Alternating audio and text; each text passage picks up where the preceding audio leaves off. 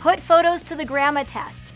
Remember not to upload any pictures you wouldn't want your grandmother or future employer to see.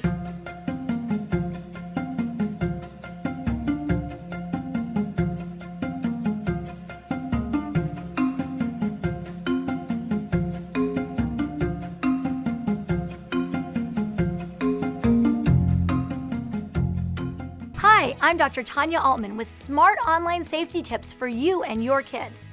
Kids are spending more and more time online. With one click, they could post a picture or send something into cyberspace where it will stay forever. To help you and your children avoid doing something online they might regret, remember these simple tips. Don't email when angry.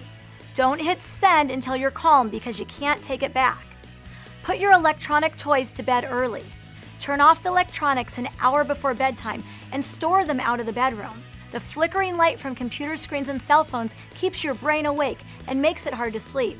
Put photos to the grandma test.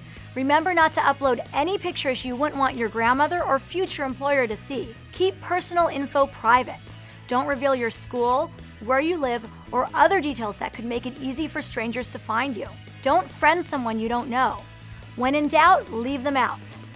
Finally, be aware of cyberbullying or harassment.